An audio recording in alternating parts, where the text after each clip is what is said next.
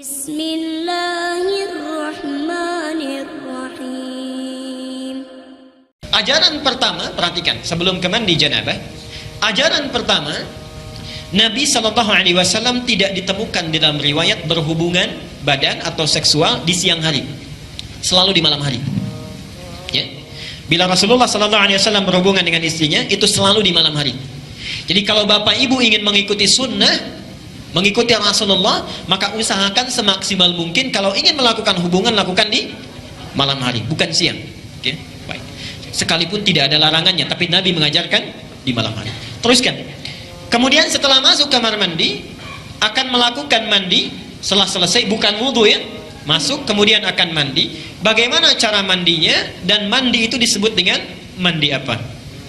Dalam istilah fikih, mandi setelah berhubungan suami istri itu disebut dengan mandi janabah atau mandi junub. Saya tulis bahasa Arab ya. Mandi janabah atau junub. Bukan janub tapi junub. Kalau janub itu artinya selatan, shimal utara. Kalau junub itu mandi yang dilakukan setelah berhubungan. Perhatikan, janabah atau junub itu terambil dari kata al-janbu, janabah.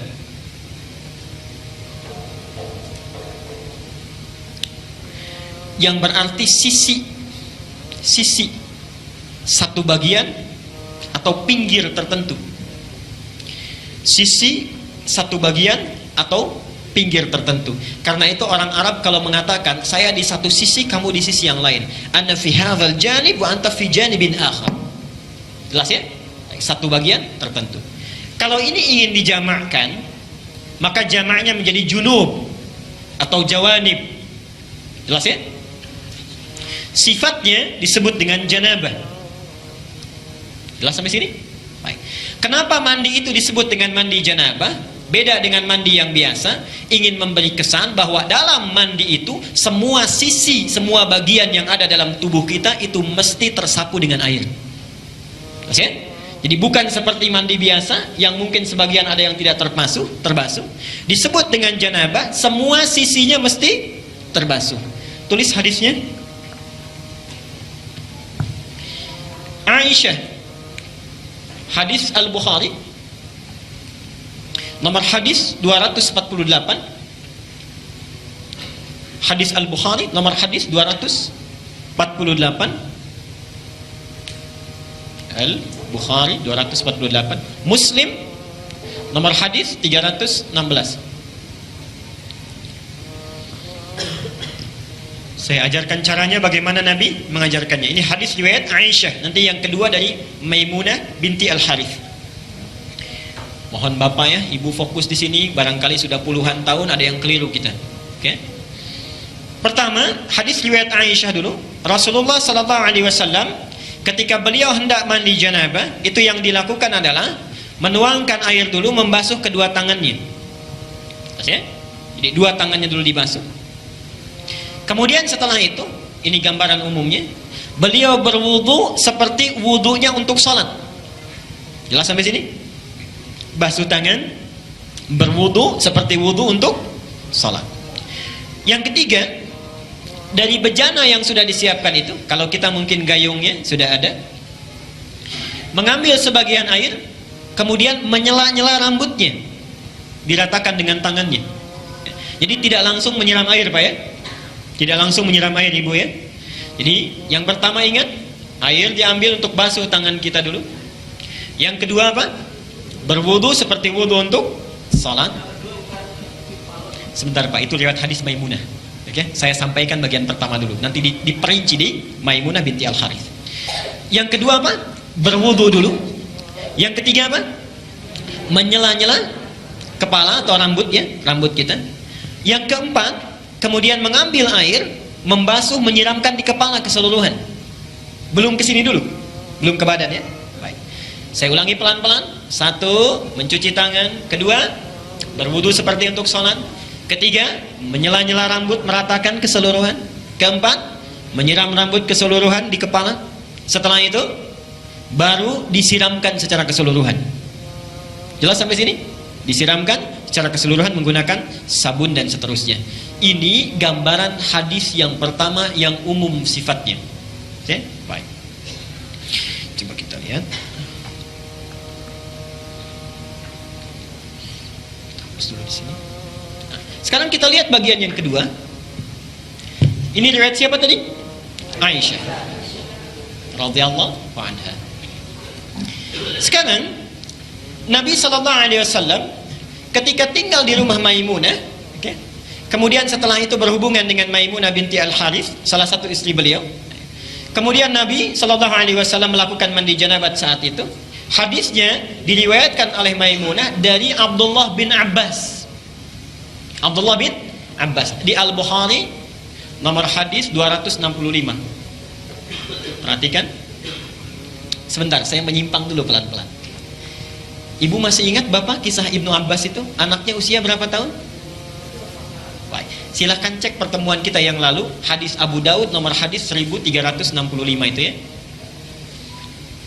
Ibnu Abbas dalam usia 4-5 tahun itu memaksa ingin tinggal di rumah bibinya Maimunah. Jadi Maimunah ini bibinya Ibnu Abbas. Tinggal di sana, ingin melihat bagaimana sifat bangunnya Nabi dari tidurnya sampai tahajud. Saya pernah terangkan ini ya. Baik. Ibnu Abbas memperhatikan itu, berdiri di depan kamar Nabi, diperhatikan bagaimana kira-kira Nabi bangun tidurnya. Sampai kemudian tahajud, diajak beliau untuk menunaikan tahajud. Ternyata tidak berhenti sampai di situ. Kelak kemudian hari, Ibnu Abbas ini karena sungkan bertanya kepada Aisyah kan, kalau Maimunah itu bibinya, bertanya kepada Maimunah bagaimana caranya Nabi SAW bermandi janabat. Disinilah muncul bagian yang kedua yang lebih terperinci. Satu, kata Maimunah, Nabi SAW bila hendak beliau bermandi janabat, perhatikan, satu, mengambil air dengan tangannya, okay? Lalu kemudian mencuci kemaluannya dengan tangan kirinya. Okay? Nah, kalau Bapak tadi sampaikan, kalau ingin cari referensinya, itu bukan riwayat yang Aisyah, tapi riwayat Maimunah binti Al-Harith. Ini bagian yang pertama. Yang kedua, hampir mirip dengan yang tadi, menyela-nyela bagian rambutnya. Okay. Bagi perempuan ada dua cara. Boleh diikat, dikepang, karena Maimunah itu juga pernah diikat, dikepang. Langsung bertanya pada Rasulullah, ya Rasulullah, apakah saat mandi perlu aku uraikan rambutku? Kata Rasulullah, tidak perlu, cukup kamu guyur semuanya itu, dan bila telah merata sah mandimu. Jelas ya? Baik. Kemudian setelah diratakan, lebih baik kemudian bisa diuraikan. Setelah itu selesai, kemudian diguyur, selesai sampai sini, baru kemudian berwudu seperti wudu layaknya sholat. Tapi kaki belum dibasuh. Kaki belum dibasuh. Saya ulangi, ambil air, basuh kemaluan dengan tangan apa? Kiri. Setelah itu menyela-nyela kepala. Setelah itu ambil air, kan? Basuh, baik siram, berwudu seperti layaknya wudu akan sholat, tapi kaki kita belum dibasuh, jadi cuma sampai telinga ya. Baik. Setelah itu siramkan secara keseluruhan, terakhir setelah selesai baru cuci kaki. Jelas sampai sini? Nah, ini bisa ditemukan di Al-Bukhari nomor hadis 265. Nah, dari sinilah kemudian ulama menggabungkan kedua hadis ini, dibuatlah susunan yang lebih lengkap. Pas ya? Baik, jadi dari yang pertama kalau kita gabungkan dua hadis ini, pertama mengambil air, cuci tangan dulu, riwayat Aisyahnya. Setelah tangan dicuci kemudian mencuci kemaluan. Setelah itu selesai, ada yang terlewat tadi, kalau di zaman Nabi setelah mencuci kemaluan dibasuh dengan air, lalu Nabi menepuk-tepukan ke tanah atau ke tembok. Ya. Itu maksudnya menghilangkan barangkali sebagian kuman-kuman yang masih menempel. Sifat tanah kan bisa menghilangkan, karena dulu belum ada sabun seperti sekarang. Kalau Bapak ingin ikut, Ibu ingin ikut sunnah Nabi, ikuti dengan cara yang cerdas. Jangan setelah dibasuh tempel-tempelkan ke tembok begini. Cukup pakai sabun, dicuci dengan sabun. Saya ulangi dari awal. Tangan dibasuh dulu, basuh kemaluan, kemudian cuci dengan sabun. Setelah itu sela-sela kan? Baik ya, sela-sela, basuh kepala keseluruhan, berwudu seperti layaknya untuk sholat sampai kakinya. Satukan sampai kakinya. Baru setelah itu dibasuh secara keseluruhan, mandi dengan rapi. Kalau sudah dilakukan tidak perlu wudu lagi. Ya, tidak perlu wudu lagi. Ada sahabat bertanya, ya Rasulullah, apakah saya perlu setelah mandi janabat itu berwudu kembali? Kata Nabi, harus seperti mandi apa lagi untuk membersihkan? Bahasanya metafor, harus seperti mandi apa lagi? Artinya setelah wudu setelah mandi tidak perlu wudu lagi. Jelas sampai sini? Baik. Kalau sudah jelas, kita berhenti dulu di sini, kita diskusi dulu. Nanti bila ada tidak ada pertanyaan, kita bahas 5 sampai 10 menit sampai keluar kamar mandi. Kalau ada pertanyaan barangkali kita bisa uraikan atau dalami dulu. Silakan, Pak. Dari depan dulu. Ibu yang ada ingin bertanya nanti silahkan, setelah itu dari belakang, setelah ini kalau ada yang ingin dituliskan silahkan disampaikan ke depan. Silahkan, Pak. Assalamualaikum warahmatullahi wabarakatuh. Ustaz, mau bertanya sedikit aja Ustaz. Kalau seandainya kita pas wudhu itu, selesai wudhu kemudian batal gitu, kemudian kita wudhu lagi atau langsung meneruskan mandinya itu sampai dengan selesai, nanti kalau mau sholat baru wudhu lagi. Demikian, terima kasih Ustaz. Assalamualaikum warahmatullahi wabarakatuh. Assalamualaikum. Ini saat mandi, Pak ya. Saat mandi batal. Ini tahapannya. Jadi kalau kita ambil urutannya, setelah kemudian kita mengguyur kemudian berwudu, dalam proses itu batal. Misalnya apa yang perlu dilakukan? Baik, kita telah ketahui bahwa hal-hal ada yang membatalkan wudu yang telah kita ketahui bersama. Saat itu batal maka diulangi dari awal untuk berwudunya saja. Untuk berwudunya saja, karena kita masuk kepada tahapan wudu. Ya. Selesaikan itu, ulangi dari awal, selesaikan.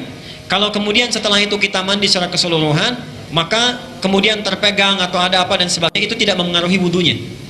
Tidak mempengaruhi wudunya, karena telah masuk kepada fase mandinya. Jelas sampai sini? Baik. Dan kalau sudah mandi tidak perlu wudu lagi. Sekalipun mungkin mohon maaf ya, mohon maaf sebesar-besarnya saat mandi ada yang terpegang dan sebagainya ya. Dalilnya At-Tirmidzi, hadis At-Tirmidzi nomor hadis 107 ya. Jami' At-Tirmidzi ada yang menyebutnya Sunan At-Tirmidzi nomor hadis 107. Bila sudah mandi tidak perlu wudu lagi. Jelas saya kira? Baik. Bapak tadi silakan sebentar Bu ya. Silakan. Assalamualaikum warahmatullahi wabarakatuh. Ustaz mau nanya, tadi kan katanya kamar mandi itu kan tempatnya setan. Kalau kita berwudu katakanlah mungkin di rumah kita nggak ada tempat wudu khusus, kita ngambil wudu di sana, itu gimana hukumnya? Kedua, waktu kita mandi janabat tadi, apakah setelah rambut kita basah, apakah mengikuti siram kanan dulu atau kiri atau langsung semua? Terima kasih. Assalamualaikum warahmatullahi wabarakatuh. Assalamualaikum. Untuk berwudu, kalau kita memiliki tempat wudu, midha'at atau daratul miyah ya, itu maka sebaiknya dilakukan di tempat wudu. Tapi kalau tidak ada, di kamar mandi pun tidak apa-apa. Karena Nabi pun kadang-kadang berwudu di kamar mandi, fil hammam. Dan hadis ini menunjukkan bahwa Nabi berwudu di kamar mandi. Karena itu diajarkan doanya bagaimana saat masuknya supaya dihindarkan dari pengaruh-pengaruh setan. Diboleh berwudu di kamar mandi dengan menghilangkan segala hal-hal yang buruk pada saat itu. Yang kedua, mendahulukan yang kanan kemudian mengikuti yang kiri, itu bagian dari adab. Bagian dari adab. Tapi di hadisnya tidak disebutkan apakah kanan dulu atau kiri dulu.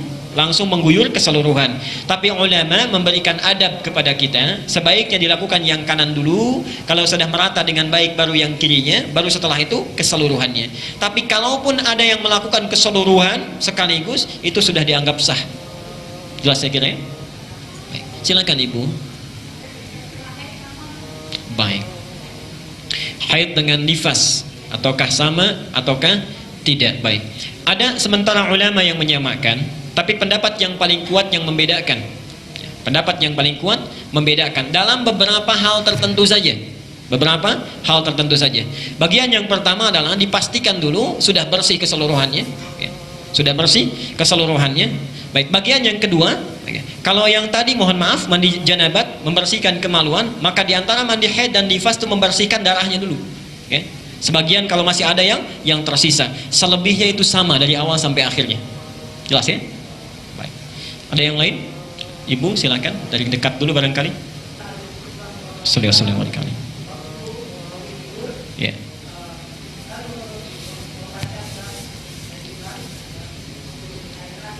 Ya. Ya.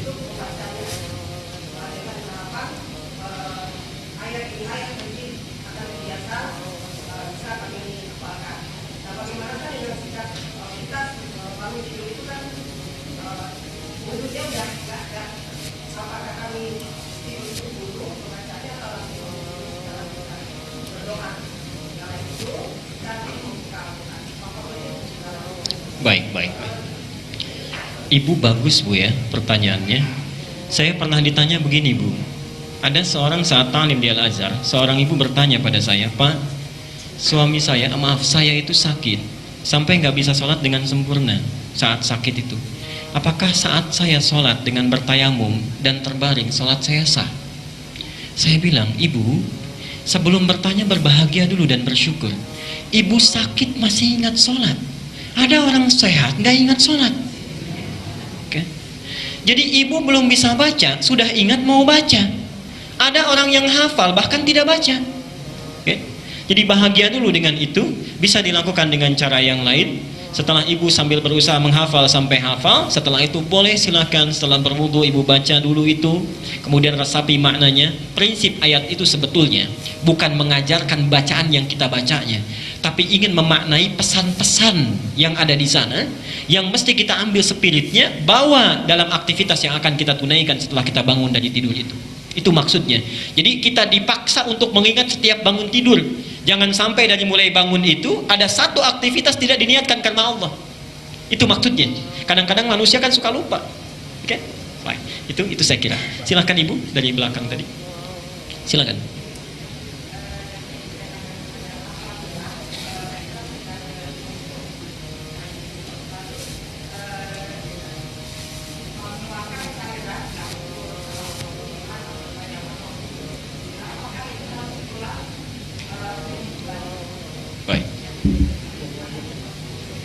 Waalaikumsalam warahmatullahi wabarakatuh. Ini baik pertanyaannya. Baik, mari kita lihat dulu. Cairan ini kan ada macam-macam ya. Kalau laki-laki nanti ada mandi, ada madhi, itu berbeda ya. Hadis Nabi SAW, bila cairan bertemu dengan cairan, maka wajib baginya mandi ya. Maka bermimpi bapak keluar misalnya cairannya terlihat ya, yang sudah kita pahami, maka wajib mandi. Kalau suami istri sekalipun misalnya maaf ya, tidak terhubung di antara keduanya tapi mengeluarkan cairan, itu juga wajib mandi ya, di antara hubungan seksual itu. Sekarang ada pertanyaan yang sangat bagus. Bila kemudian telah mandi, selesai gitu kan, keluar itu, maka apa yang perlu dilakukan? Mandi lagi atau tidak? Kita lihat dari sebab keluarnya. Lihat dari sebab keluarnya. Kalau keluarnya itu didasarkan pada pikiran-pikiran yang kurang baik tadi, muncul ini dan sebagainya, atau bahkan sesuatu yang dilarang, maka diulang dia. Tapi kalau misalnya itu mengalir begitu saja, tidak diketahui, cukup dibasuh kemudian berwudu kembali. Cukup dibasuh, berwudu kembali. Dan pendapat kedua itu yang paling baik. Jelas ya, saya kira. Baik. Silakan Pak.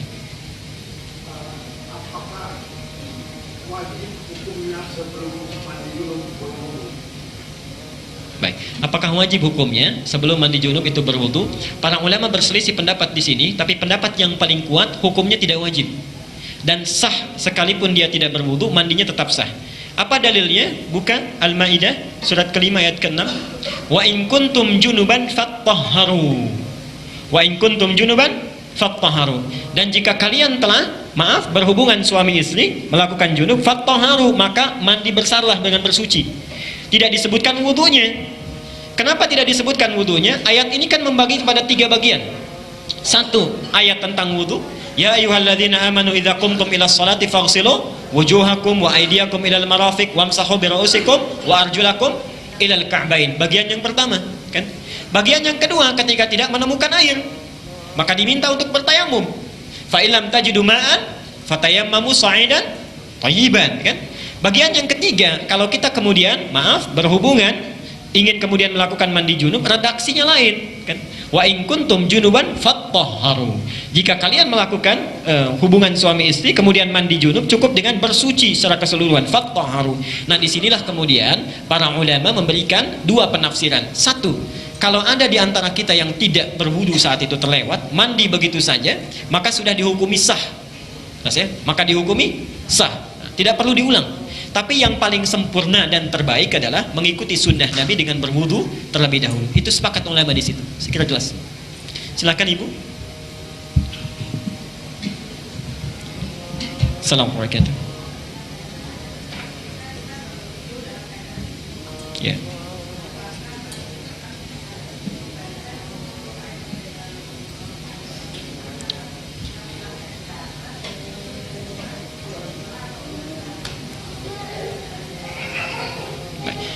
Ini sangat bagus pertanyaannya, dan ini yang paling baik saya kira. Apakah kalau bangun dari tidur setelah berhubungan masih tetap membaca ayat Quran 10 ayat terakhir Ali Imran atau tidak? Oke. Ibu sekalian, yang paling baik di sini adalah kita tidak membacanya karena dalam keadaan yang belum suci saat itu. Sebelum kita mandi kemudian membersihkan diri. Adapun sunnah yang tadi berlaku, mayoritas ulama berpendapat kalau bangun secara wajar. Bangun secara wajar. Dan di saat itulah yang disaksikan Ibnu Abbas, Rasulullah bangun secara wajar, bukan bangun dari setelah menunaikan mandi junub. Jadi Nabi SAW setelah bangun keluar dari kamarnya, Ibnu Abbas itu langsung diajak wudu, langsung sholat. Ya. Dulu sholatnya masih 13 rakaat tahajudnya. Diajarkan Ibnu Abbas bagaimana cara sholatnya dan seterusnya. Jelas sampai situ? Baik, saya kira silakan satu lagi. Ustaz, bagaimana kalau kita setelah melakukan hubungan, apakah boleh kita makan atau minum sebelum kita mandi junub? Baik. Tidak ada larangan yang spesifik untuk itu, tapi para ulama dari akhlaknya sebaiknya meminta kita untuk tidak memakan atau meminum sesuatu dulu sebelum kita membersihkan diri. Oke? Karena badan kita masih dalam keadaan kotor, rizki Allah itu sangat baik, gitu kan? Kemudian memberikan sesuatu hal yang baik, tidak selayaknya sesuatu yang baik masuk ke dalam sesuatu yang kotor. Itu hanya bagian dari akhlak atau adab saja. Tapi kalau sekiranya ingin kemudian makan dan minum, larangannya pun tidak ada. Cukup kita membersihkan tangan, mencuci, kemudian minum dan seterusnya. Baik ya? Saya kira itu.